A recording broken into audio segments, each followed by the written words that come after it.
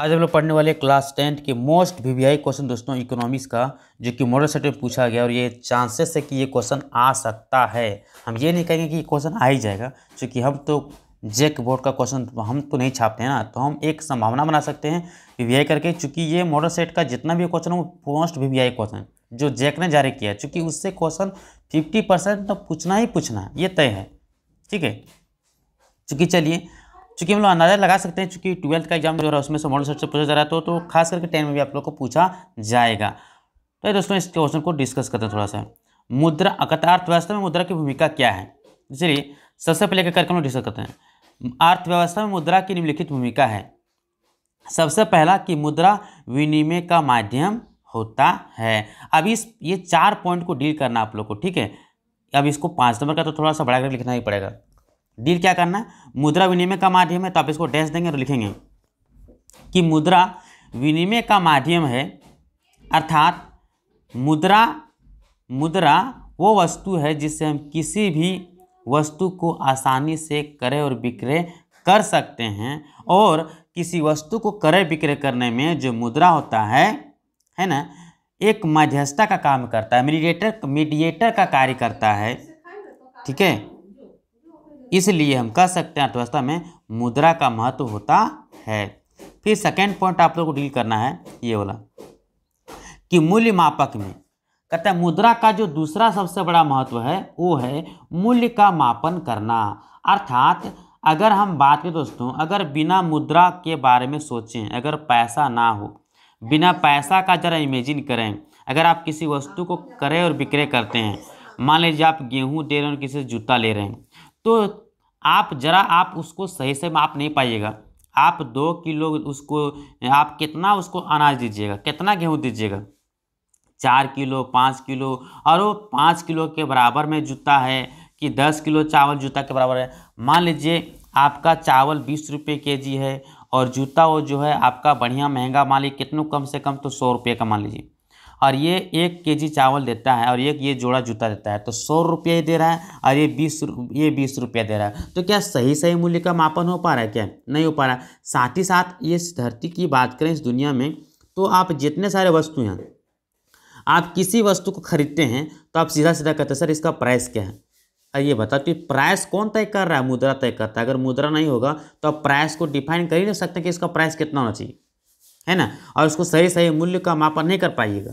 इसीलिए इसमें आप लिखिएगा कि मुद्रा मूल्य का मापक में सबसे बड़ा महत्व ये होता है कि जब हम किसी भी वस्तु को है ना, जब हम खरीदते हैं बेचते हैं, तो उसमें सही ये मूल्य है ना मापन कर पाते हैं कि इसका या उसका सही प्राइस दे पाते हैं, वो सही मूल्य दे पाते हैं।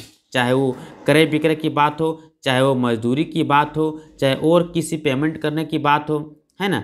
आप खरीदिए बेचिए या तो आप उसे रखिए, है ना, तो उसका जो प्राइस क्या होता है, उसका वैल्यू क्या होना चाहिए, ये बहुत ज़रूरी है और ये आपको मुद्रा ही कर पाता है। तीसरा है भुगतान करने में इसका महत्व क्या होता है कि मान लीजिए किसी हमारे यहाँ कोई मजदूरी करता है ना, चाहे मजदूरी हो, चाहे बात करते कर्मचारी हो, जो आपके यहाँ कर्मचारी काम करता है, सरकार के पास कर्मचारी लोग काम करता है, सरकारी कर्मचारी, प्राइवेट कर्मचारी है, मजदूर है, मान लीजिए प्राइवेट मजदूर है, मिस्त्री है, लेबर है, कोई भी है।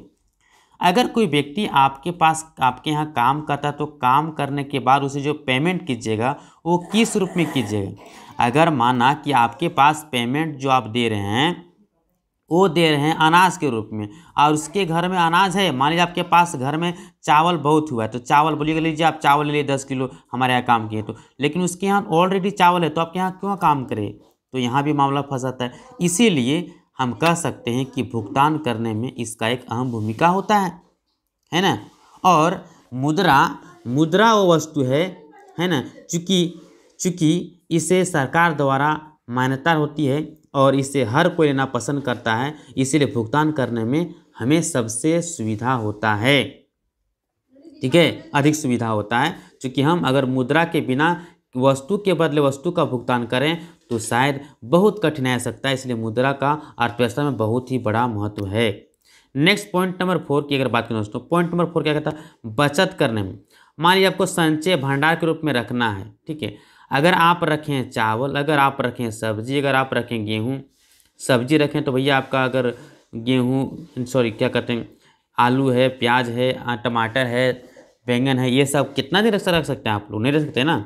लेकिन आपके पास 10 किलो टमाटर, इसको मार्केट में बेच दिए, बेचने के बाद जो पैसा आया, इस पैसा को आप आराम से खाता में संचय कर सकते हैं, बचा के भंडार के रूप में रख सकते हैं। लेकिन जरा सोचो क्या 10 केजी टमाटर को आप 10 साल रख सकते हो क्या? सड़ के गल के 2 महीना में खत्म हो जाएगा, 1 महीना में खत्म हो जाएगा, 1 हफ्ते में खत्म हो जाएगा, लेकिन पैसा कुछ नहीं होगा, रखा के रखा रहेगा। ठीक है। अब मान लीजिए, अगर मान लीजिए आपके पास चावल है, ठीक है, तो आपने चावल को क्या किया? बेच दिया, और बेचने के बाद जो पैसा आया, इसको जो पैसा, उस पैसा को आप बचत और भंडार के रूप में रख लिए। इस प्रकार से हम कर सकते हैं संचय करने में, भंडार करने में, बचत करने में, है ना, मुद्रा एक अहम भूमिका निभाता है। साथ ही साथ बात करें दोस्तों कि मुद्रा का और बड़ा महत्व क्या हो सकता है, तो मुद्रा का महत्व ये होता है कि अगर हम बात करें कि मुद्रा गतिशील होता है, जिससे मान लीजिए एक जगह से दूसरी जगह हम इसको ले जा सकते हैं। अगर आपके पास मान लीजिए कोई सामान है, 10 किलो गेहूँ या 50 किलो चावल या कुछ भी है, तो इसको एक जगह से दूसरी जगह ले जाने में बहुत कठिनाई का सामना करना पड़ सकता है। लेकिन अगर मुद्रा है तो कोई दिक्कत नहीं, 10 लाख भी तभी ले जाना हमको भारी नहीं लगता। डिजिटल मनी के रूप में खाता में पैसा भर ले, चेक ले जाइए, कोई दिक्कत नहीं, भारी नहीं लगेगा, हल्का लगेगा। इस प्रकार से आप कह सकते हैं कि मुद्रा का महत्व आप अपने परिवेश में देखते हुए, सुनते हुए, समझते हुए आप अपने लैंग्वेज में वहाँ पर लिखिए। रट्टा मार के मत जाइए, किताबी भाषा मत पढ़िए, मैं बोल रहा हूँ।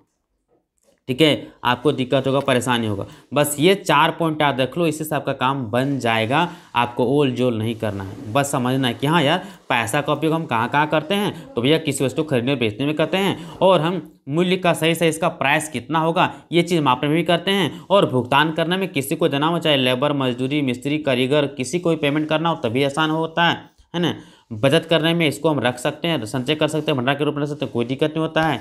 ठीक है, साथ ही मुद्रा गतिशील होता है, एक जगह से दूसरी जगह लिया जा सकता है, कोई दिक्कत नहीं है। लेकिन अगर आपके पास ज़मीन, घर, धन, दौलत, उसको उठा के लिए नहीं जा सकते हैं। ठीक है, इस प्रकार से आप लिख सकते हो, नो डाउट। तो मिलते हैं दोस्तों, तब तक के लिए धन्यवाद।